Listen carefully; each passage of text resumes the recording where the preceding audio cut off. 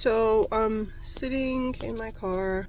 Beautiful Colorado. We get some snow, and you can count me in one of those people that are not kind of into talking with ChatGPT and things like that, because I already have enough people to talk with, and I'm just journaling myself. Regardless, I was talking with ChatGPT last night for literally the first time about a couple of things. From the point of view of Iranian, my country has been attacked by the US for no reason but things that benefits them. I've been living in the US for past 14 years. I always was under impression that Americans are actually really believing diversity, and there are people that they are curious, and they are people that they really believe in doing the right thing, and that's why they are curious. That's my experience living in America. However, being in the industry that they are, like, I work with men, I also had experience with those dudes and bros that was working in the same office, and literally in one of our meetings or after hours, years before, one of my coworkers, I overheard that he was telling to other coworker that we should have to bomb Iran and finish everything. But in a nutshell, my experience mainly have been positive, working or meeting educated, nice Americans. That's basically the first thing I want to mention. Now, I don't feel powerless with the situation. I know and I believe that there is a good power in the world and bad power in the world. Bad or negative or evil is actually showing themselves day by day more and more, and people are waking up, and that's a good thing. And I know that we are all protected by the power of divine, God, universe, whatever you want to name it. So I know at the end of the day we all are protected, okay, by whatever you want to name it.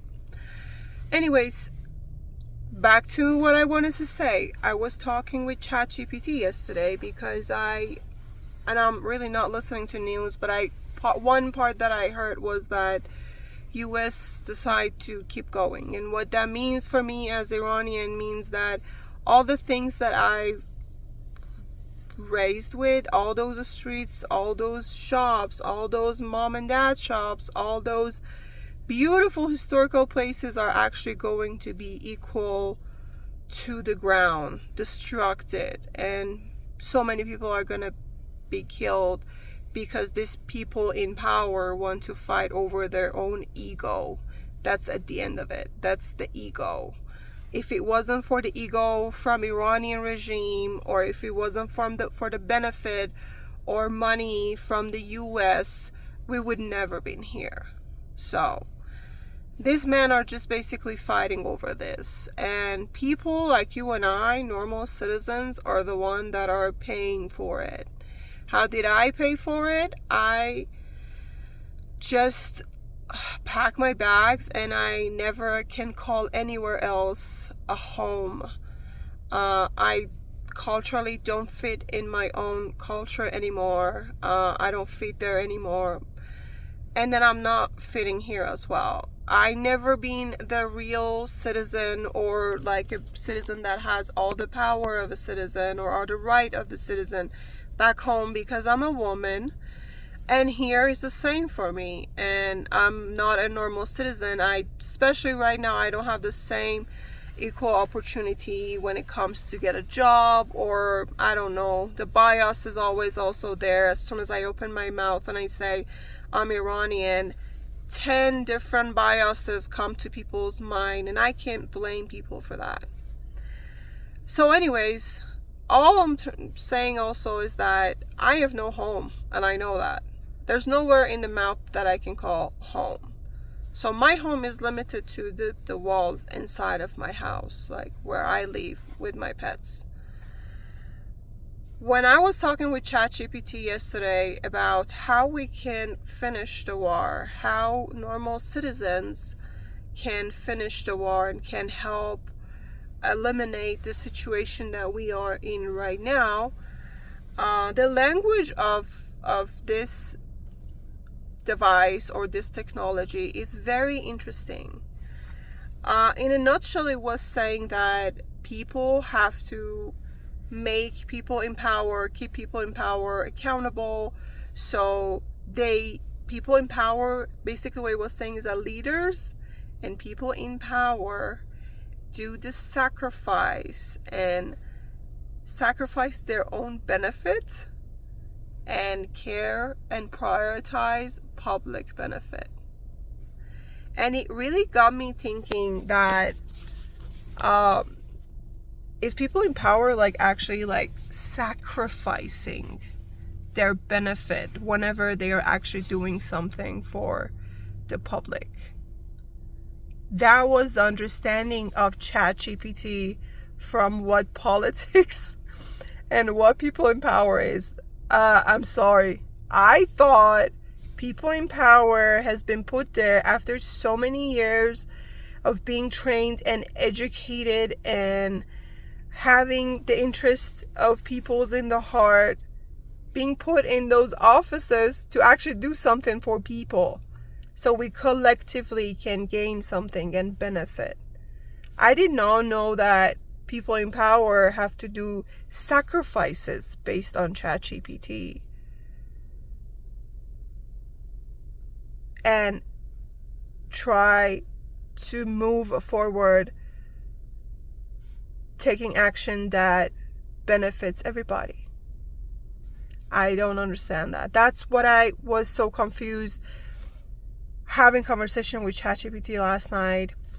And I don't know. It seems like we lost as a society, as word, we lost so many fundamental things that as society we have to move forward to that. I want a word for us that instead of celebrities that the most they can take or they can do for us, they make so much money out of us with all the movies or whatever advertisement they make so much money from us, and all they can do is going up there and put a pin on their chest or say, oh, I can't celebrate this because blah blah blah. They don't unite, they don't take any action, and they just, all they do is they acknowledge verbally what's going on to you and I. In a war, I want to live in a world that around the town, around the cities, all around the world, I want to see philosophers' photos. I want to see quotes of philosophies. I want to see quotes of moralities. I want to live in that world that we get back to fundamentals and we value doing something right, which that's what we are obligated to do. We're obligated to do. Aren't we just saying in the church and by religious and right and left that we are human, we are best of creatures, and we are intelligent? With your intelligence comes the obligation of doing the right thing and making the right decision by benefiting others. I can't believe that that's where we are standing right now, that we just disregarding all this. I want to live in the world that knows all this and choose the leaders based on that. I want to live in the world that politics doesn't mean equal to dirty games of few people playing on minor countries or other countries or their own people. I want politicians to be actually very morally correct people, committed people, a good dad, a good mom, a good person be in that position of power.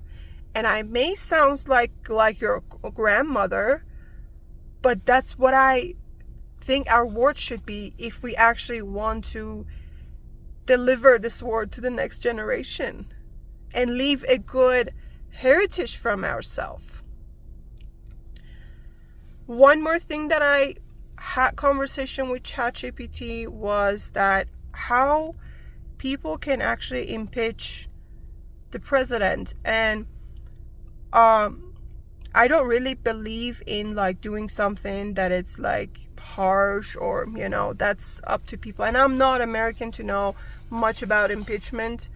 Based on what I heard from ChatGPT, impeachment is something like a political process that the president doesn't have to necessarily break some law or go against Constitution in order to get impeached, but yet it's something that people in Senate and Parliament decide to do that.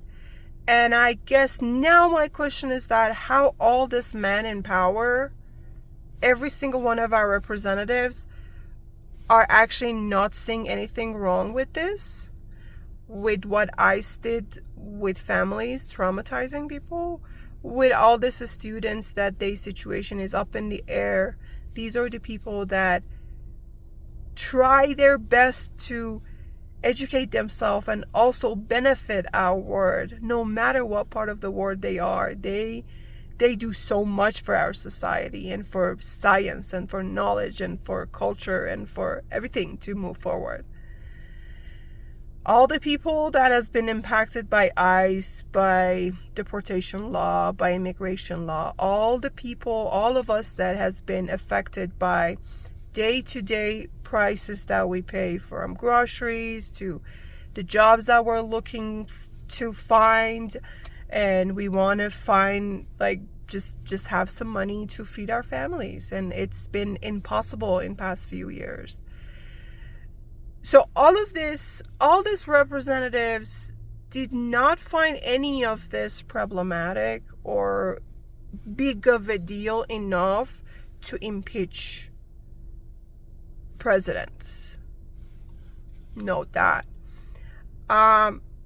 Also, Democrats went for war, and they were okay with continuing the war with Iran. It's something that shows me how Democrats are so hypocrites that they mask the bloodthirsty and money-thirsty nature of themselves, because there's no other way for me to understand why people in power will be okay with going to war, rather than there is a benefit, probably with high possibility financial benefit in the war for them and for their family. So these people in power are okay with all our family being torn apart, from American soldiers that go to war, and from Iranian families or Palestinian families, you name it. They're okay with middle class and lower class families being destroyed, and they got more money in their pocket, or they just want to shut up in front of someone that they call power, in position of power, because the guy is literally has no respect or boundary for anyone else, and he just like a wild cat, just having claws out and hissing at everybody that goes against what he feel like it. So all this grown-ass man that has been trained and has all the respect for public and being in power are just okay with all this. And we're living in a world that does not make any sense to so many of us. And also word powers, like leaders of Europe, leaders of Asia, or leaders that they are just quiet about this. There is something that we don't know. All of these people in power has done something that and benefiting from this situation, and that's why they're all quiet about this. There's no other reason behind this. There's no other reason that No one standing up in front of this person and actually taking actual actions. If you are a person in power, if you are someone in power, know that citizens done our part. Citizens outdone themselves with all the strikes, with boycotting businesses, with going out and doing activism. These young people that I see outside in the streets, I feel shameful instead of politicians from these people. This 20-year-old kid supposed to have fun, go to college, get a job, think about making a family. And because of you, because of your greeds, these young kids how to go online and look up where they can protest or talk with their friends about their protest or figuring out what is the right thing to do in this world, and which is not their job. It's your job as a politician to get the steering wheel of this country and do the right thing for all of us and for the rest of the world. And not your pocket, and not your family, and not your lineage, and not the big boy club that you're a part of. So shame on you if you're a person in power looking at the eye of these younger people or these people of middle class that they are going, just putting up with the daily hardship that they putting up with because of you. You got to remember this every single second of your day. The daily hardship that people experiencing, if you're in power, if you're a billionaire, you could have changed that, and you didn't. So regardless of all the stuff that I was saying, I think we got to talk about this. I think we have to talk about all this. War is wrong. War is wrong. There shouldn't be any reason for missiles to exist, yet to leave a land and land or explode on top of other people. This is not logical. This is not sustainable. And this is the language of barbaric people. If we want to claim that we are in 2026 and this is a first world country, your first tactic and your last tactic better be talking and negotiating and talking and negotiating and moving conservatively and not hurting citizens and not hurting resources, not damaging resources. There should not be any land on this planet that start a war or being involved in the war or have any war facilities. We do not need that. Nobody needs that. It's barbaric. It's backward. It's against what you are claiming you are. Civilized first world. It's against that. Do you understand that? Does that click in your head? Does that make sense to you? With all that being said, I really am hopeful about future. I know the devil, the bad, the evil is doing their own job, and the people and the good and the light also, it's doing its own job. So have hope. Know in your heart that there is a bigger power that have all of you guys back, and every single action that you take towards making humanity's culture in a positive direction or doing the right thing, you making a difference in this world, and every single one of it counts. Buddha said even intention counts. Even intention counts. So stay positive and know that you're not a small particle in this world. You're way bigger than what you think you are. And you are doing amazing stuff. Stay positive, stay hopeful. And if I were you, I would just unplug from all this media. If there's no one watching this shenanigans, they're gonna shut it. we watching it, we give it attention. We putting the log underneath the fire. We are the one who are actually giving them so much attention and hyping them and giving them the attention that they need. Unplug it. Unplug from it. And if I really want to be woo-woo, I would say meditate.